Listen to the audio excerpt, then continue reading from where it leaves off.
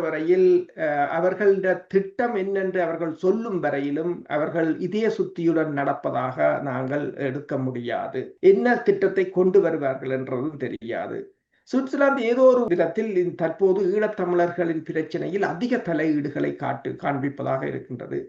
உதாரணமாக நீங்கள் பார்த்தீர்கள் சொன்னால், கடந்த வருடம் நாங்கள் பேசியிருந்தோம். சுவிட்சர்லாந்து அரசு ஒரு அறிக்கை ஒன்றை, தமிழர்கள் தொடர்பான ஒரு அறிக்கை ஒன்றை தயாரித்திருந்தது 2007ஆம் ஆண்டுக்கு பிறகு.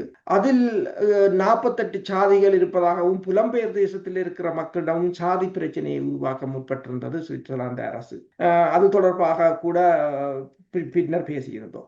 அதற்கு பிறகு நீங்கள் பார்த்தீங்கன்னு சொன்னால், இலங்கையில் வடக்கு கிழக்கில் சுவிட்சர்லாந்து அரசின் நடவடிக்கைகள் மிக அதிகமாக இருக்கின்றது. அங்கிருக்கின்ற சில சட்ட நிறுவனங்களுக்கு சுவிட்சர்லாந்து அரசுதான் நிதி அளிப்பு செய்து வருவதாக கூறப்படுகின்றது. அதில் அதை என்ஜிஓக்கள் மாதிரி இயக்கி கொண்டிருக்கிறார்கள்.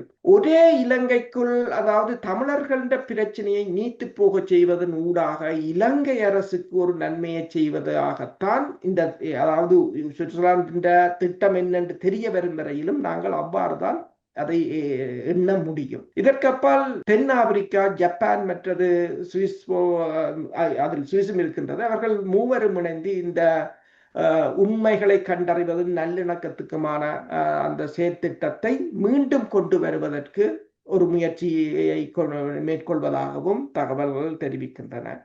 கஜேந்திரகுமார் பொன்னம்பலத்தை பொறுத்தவரையில் இப்ப உங்களுக்கு தெரியும் அந்த கஜேந்திரகுமார், சத்தியலிங்கம் மற்றது ஜேவிபி உறுப்பினர்கள் எல்லோரும் அண்மையில் சுவிட்சர்லாந்துக்கு வந்திருந்தார்கள் கடந்த வருடம். அப்போது பெடரல் சிஸ்டம் தொடர்பாக சொல்வதாகத்தான் அது தொடர்பாக கலந்துரையாடுவது, சுவிட்சர்லாந்தின் அமைப்பு நடைமுறை எவ்வாறு இருக்கிறது என்று கலந்துரையாடுவதற்குத்தான் வந்திருந்தார்கள்.